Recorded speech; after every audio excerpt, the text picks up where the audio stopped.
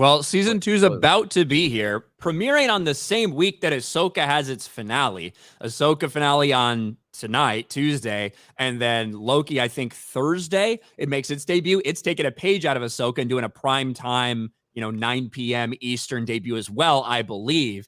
We're finally getting the critics' view on Loki so far, and it's a little interesting. Not exactly the glowing reviews that season 1 got so far. They're still slowly rolling in.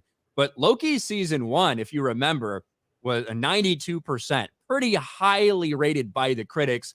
Loki season 2 so far, not quite. And some of the reviews, even some of the positive ones, are like, it's a little bit confusing and convoluted and not very fun, but it's a good cast, things like that. Its convolution's overwhelming, its charming personalities and freewheeling spirit of paradox-laden adventure. It's another indication that the once mighty franchise has lost its direction. There's so much to like. Here's somebody who really likes it. There's so much to like here, you almost forget it's a Marvel show. I don't really know what that fucking means. Look at this. This is a positive review. There are things I liked about this season. It's worth watching for Jonathan Majors and Kehu Kwan, but it's another underwhelming entry in the once flawless MCU. It's an underwhelming entry, yet this is a positive review. Let's be clear, the MCU was never flawless, but it definitely is something that was operating on a level we've really never seen, but it was never flawless. As flat as the rest of the season can frequently be, the big problem is Jonathan Majors, who returns as yet another Kang variant. Of course, sometimes you feel like you need a theoretical physics degree to understand it all. Strong character work makes up for some of that, as does a knowing sense of humor. This one I think is interesting because this is how I feel about a lot of it. It's taken Tom Hiddleston's trickster god and stripped him of his devilish guile. The character is reduced to a bloodless cover version of the anti-hero audiences have come to adore. Welcome to Hokey Loki karaoke. I saw something interesting about this, Jeremy, and this to me is the biggest reason why I have no real interest in Loki. MCU producer confirms they have the plan for Thor and Loki to reunite.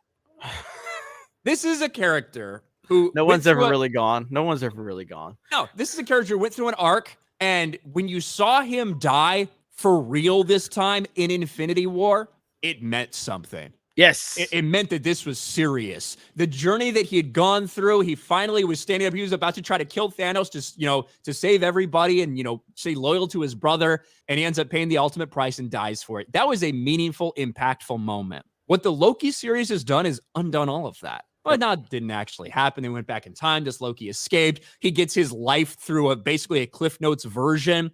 And now this is kind of a different character who hasn't been through all of that. It's erasing the good parts that did exist in the Marvel Cinematic Universe. And that's one of the problems we're having with Star Wars, and it's one of the problems they're running into with the MCU. I don't fucking want them to reunite. They should have stayed fucking dead.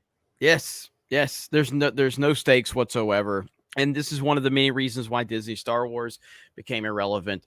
And you're right about that. When he died, it meant something. You felt it. There was an impact there. I'm not going to let this nonsense change my, feelings on movies from the past. But moving forward, it's just like, there's nothing left in the MCU that matters. There's no death that matters. There's no story arc that matters. There's no character development that matters. And how many times have we talked about this many times, Ryan? How many times have we seen Thor go through the process of finding himself? You know what I mean? It's literally all he does every movie. And it's sad, man. You go back to that first Thor movie, I thought was really good. I thought the first Thor movie was really good. The evolution of the character and where he's ended up is so bad. And I didn't see Love and Thunder, but apparently that was easily the worst of them all. I mean, to me, I thought Ragnarok was a misstep, and then you got even more of that in Thor Love and Thunder. But if you look at the current iteration of the MCU, go back and look at Thor the Dark World. That looks like a Shakespearean masterpiece compared to the dog shit that they're shoveling out right now. And that got a decent amount of pushback when it came out. But they've turned the MCU into a joke. And the idea of that's the end goal is to reunite Thor and Loki somehow in the greater MCU, it would just erase the good things that you have done in the past. And that's one thing that people do not want. People like Tom Hiddleston. People like, the energy he brings as Loki. And I think you got some of that in that first season. We'll see how many people tune into the second, because I don't think people like the way the first season ended. The fact that it was really all about female Loki, and that once again, that's being portrayed as all about Tom Hiddleston's Loki, but really it's a bait and switch to get you more about how important female Loki really is. So I don't know, man. I don't have any hope for it.